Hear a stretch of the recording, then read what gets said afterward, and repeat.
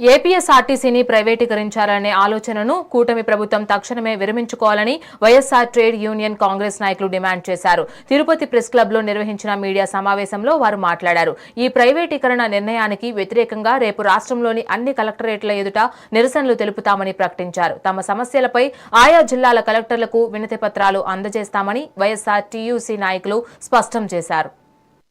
Andhra Pradesh RTC సంస్థ దానిని ప్రభుత్వంలో విలీనం చేసుకుని వాళ్ళ జీవితాలకు ఒక అర్థం చిరునామా ఇవ్వాలనే ఒక మంచి ఉద్దేశంతో ఆర్టీసీని ప్రభుత్వంలో విలీనం చేసుకుని వాళ్ళను ప్రభుత్వ ఉద్యోగులుగా గుర్తించి వాళ్లకు కనీస వేతనాలు, అలాగే ప్రమోషన్లు, అలాగే వాళ్ళ జీవితాలకు ఒక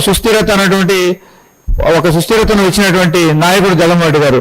అటువంటి మంచి ఉద్దేశంతో కార్మిక వర్గానికి మంచి చేయాలా, మేలు చేయాలనేటువంటి ఉద్దేశంతో అవకాశం కూడా తీసుకొచ్చినటువంటి నాయకుడు జగన్మోహన్ రెడ్డి గారు.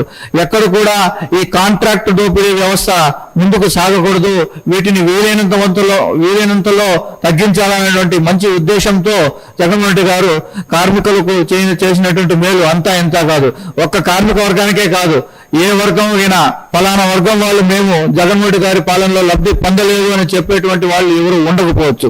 అటువంటి ప్రజా రంజక పాలన చేసినటువంటి జగన్మోహన్ రెడ్డి గారు ఆయన తీసుకున్న నిర్ణయం కేవలం ఇది జగన్మోహన్ రెడ్డి గారికి మంచి పేరు తెచ్చిందన్నటువంటి ఒక దుర్బుద్ధితో నేడు ఈ కూటమి ప్రభుత్వం కార్మికుల మంచిని కూడా పక్కన పెట్టి వాళ్ళ స్వార్థ రాజకీయ ప్రయోజనాల కోసం మాత్రమే అన్ని రకాలుగా అవకాశాలు ఉన్నటువంటి ఆర్టీసీ సంస్థను ఇంకా బలోపేతం చేయాల్సింది పోయి ఉన్న స్థితి నుంచి ఇంకా దిగజార్చి ఆర్టీసీ కార్మికులు కొంతమంది ఉన్నారు.